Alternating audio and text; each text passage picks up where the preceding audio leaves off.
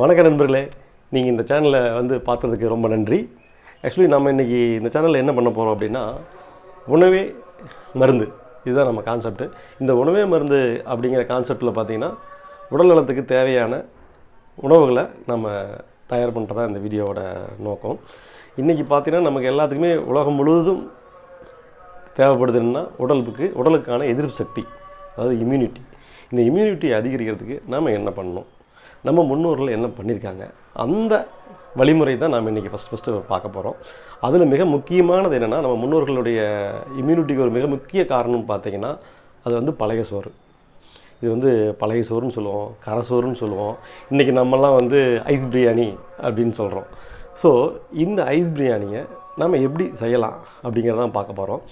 அதுக்கு முன்னாடி பார்த்திங்கன்னா, இந்த ஐஸ் பிரியாணியோட ரொம்ப ஹெல்த்தி ஏன் அப்படின்னு பார்த்தீங்கன்னா, நம்ம முன்னோர்கள் பார்த்திங்கன்னா காலையில் எந்திரிச்சதையுமே நீச்சல் தண்ணி குடிப்பாங்க. நீச்சல் தண்ணினா அந்த பழைய சாதத்தோட தண்ணி இருக்கும், அந்த நீச்சல் தண்ணியை குடிச்சிட்டு வேலைக்கு போவாங்க.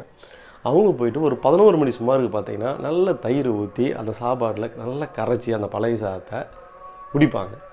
ஸோ இந்த பழைய சாதத்தை குடிக்கும்போது பார்த்திங்கன்னா அவங்களுடைய இம்யூனிட்டி நல்லா இன்க்ரீஸ் ஆகும், ரொம்ப பலமாக இருக்கும் உடல். அது அடுத்து பார்த்திங்கன்னா மதியம் 2 மணி வரைக்கும் வேலை செய்கிறதுக்கு அந்த பழைய சாதம் அவங்களுக்கு ரொம்ப ஹெல்ப்ஃபுல்லாக இருக்கும். ஆக்சுவலி இதை நம்ம மறந்துட்டோம். பட் இன்றைக்கி மேலை நாடுகளில் இருக்கிறவங்க பார்த்திங்கன்னா இந்த சாதத்தை விற்பனையே செய்கிறாங்க. நீங்கள் நிறைய ஃபேஸ்புக்கு இன்ஸ்டாகிராம்லாம் பார்த்துருப்பீங்க. நிறைய இடத்துல ஸ்டஃப் பண்ணி விற்கிறாங்க. ஏன்னா அந்த அளவுக்கு இதோடைய ஹெல்த் அதிகமாக இருக்குது. ஹெல்த் லெவலில் ரொம்ப எனர்ஜிஸ் அதிகம் இருக்குது. பார்த்திங்கன்னா இதில் பொட்டாசியம், ஈஸ்டர்ஸ், நிறைய உடம்புக்கு தேவையான எதிர்ப்பு சக்திகளை நிறைய கொடுக்குற உணவுகளில் இந்த கரைசோறும் உண்டு. ஸோ அந்த கரைசோரை பற்றி தான் நாம் பார்க்க போகிறோம். ஒன்றும் இல்லைங்க, நீங்கள் இப்போ கூகுளில் போய் ஃபெர்மெண்டட் ரைஸ்னு அடிங்க. அந்த ஃபெர்மெண்டட் ரைஸ்னு அடிச்சிங்கன்னா அதில் பார்த்தீங்கன்னா அதனுடைய நிறைய ஆங்கில ஆர்டிக்கல் அதை பற்றி எழுதியிருப்பாங்க. பட் தமிழில் மிக சொற்பமாக தான் இருக்குது அதனுடைய ஆர்டிக்கல்கள். ஆனால் ஆங்கிலத்தில் இதனுடைய என்ன பலன்கள், இதை சாப்பிட்டா நமக்கு உடம்புக்கு என்ன ஆகும், என்னென்ன நன்மைகள் கிடைக்கும் அப்படிங்கிறத பார்த்திங்கன்னா மிக தெளிவாக நிறைய ஆர்டிக்கல் எழுதியிருக்காங்க. ஸோ நம்ம முன்னோர்கள் நமக்கு கொடுத்த அந்த இம்யூனிட்டியை, அதை பழைய சோத்தை இதை சாப்பிட்டா நமக்கு அந்த இம்யூனிட்டி வரும் அப்படிங்கிற அந்த நம்பிக்கையை எடுத்துகிட்டு நம்ம இந்த பழைய சோத்தை சாப்பிடணும். பார்த்திங்கன்னா எல்லாருமே இன்றைக்கி கொரோனா காலத்தில் கண்டிப்பாக நிச்சயமாக நமக்கு இம்யூனிட்டி தேவை. ஸோ இதுக்கு இந்த பழைய சோறை நான் டெய்லியும் குடிக்கணும்னு சொல்ல, வாரத்தில் 2 நாட்களாவது நீங்கள் குடிங்க. நம்மளுடைய உடலோட சக்தியை நம்ம முன்னேற்றிக்கணும். சரிங்களா? இந்த பழைய சாதத்தை எப்படி தயார் பண்ணுறது அப்படிங்கிறத இப்போ நான் பார்க்க போகிறோம். அது ரொம்ப சிம்பிள். டெய்லி நைட்டு இருக்கிற சாப்பாடை, மீதி இருக்கிற சாப்பாட்டை தண்ணி ஊற்றி ஊற வைக்கிறோம். காலையில் எழுந்துச்சி அதை நம்ம தயிர் ஊற்றி கரைச்சி சாப்பிட்றோம். அதை பற்றி தான் நம்ம டீட்டெயில் பார்க்குறோம். வாங்க இந்த வீடியோவில் எப்படி நம்ம பழைய சோத்தை சாப்பிட்லாம் அப்படிங்கிறத பற்றி பார்க்கலாம். இப்போ பார்த்திங்கன்னா இந்த பழைய சோறு கரைசல் ஐஸ் பிரியாணி செய்கிறதுக்கு நேற்று நைட்டு அடித்த சாப்பாடு ஊற வச்சுருக்கேன். இது கூடவே பார்த்திங்கன்னா தேவையான அளவு தயிர் ப்ளஸ் உப்பு. நான் எப்போவுமே இந்து உப்பு தான் யூஸ் பண்ணுவேன், அதனால் இந்து உப்பு எடுத்துருக்கேன். இப்போ நம்ம என்ன பண்ணலாம் அப்படின்னா, இப்போ இது எல்லாத்தையும் நம்ம மிக்ஸ் பண்ணணும். ஃபஸ்ட்டு நம்ம தயிரை ஊற்றிக்கலாம்.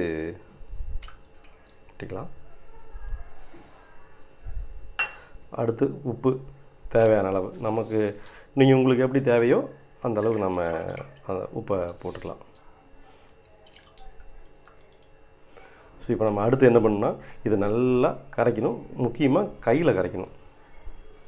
நீங்கள் இதில் மிக்சியில் போட்டு அடிச்சிடலாம் அப்படிங்களா நினைக்காதீங்க.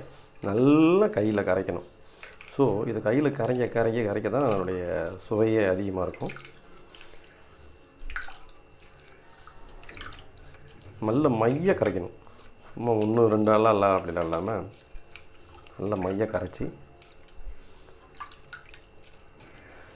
மைய கரைக்க தான் என்னுடைய சுவை அதிகமாக இருக்கும். எப்பவுமே பார்த்திங்கன்னா பழைய சோத்தோட சுவையே மைய கரைக்கிறது தான். நம்ம இப்போ கரைக்கும்போது ஒரு நல்ல மனம் வரும்.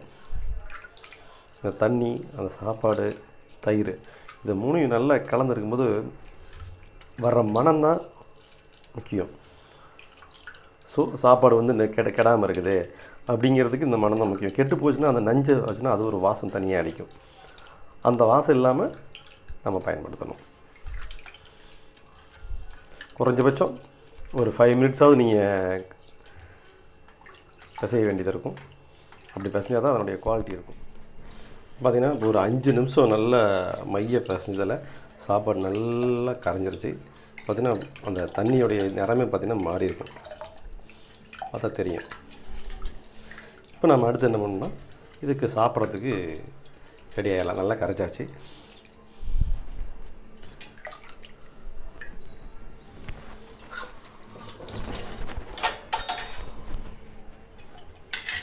இது பார்த்திங்கன்னா நல்லா ஒரு டம்ளர் எடுத்து அந்த டம்ளரில் ஊற்றிக்கலாம்.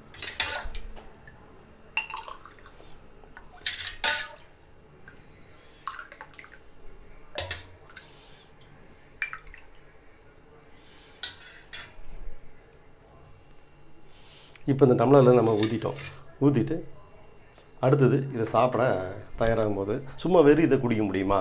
முடியாது. இதுக்கு சைட் டிஷ் இருக்குங்களா? இந்த சைட் டிஷ் பார்த்திங்கன்னா இது பாரம்பரியமிக்க சைட் டிஷ்னே சொல்லலாம். ஏன்னா நம்ம முன்னோர்கள் எல்லாமே அதை பயன்படுத்துகிற சைட் டிஷ் தான். அந்த சைட் டிஷ் இப்போ என்ன அப்படின்னு பார்த்தீங்கன்னா, ஃபஸ்ட்டு சின்ன வெங்காயம், அடுத்தது பச்சை மிளகாய், அப்புறம் ஹோம்மேட் ஊறுகாய். இது வந்து பார்த்திங்கன்னா நம்மளை வந்து பூண்டு ஊறுகாய் இது பண்ணியிருக்கோம். இதை மூணையும் இதை சாப்பிட்றதுக்கு நம்ம பயன்படுத்த போகிறோம். ஜஸ்ட் நீங்கள் சாப்பிட்றதுக்கு முன்னாடி என்ன பண்ணணும்னா,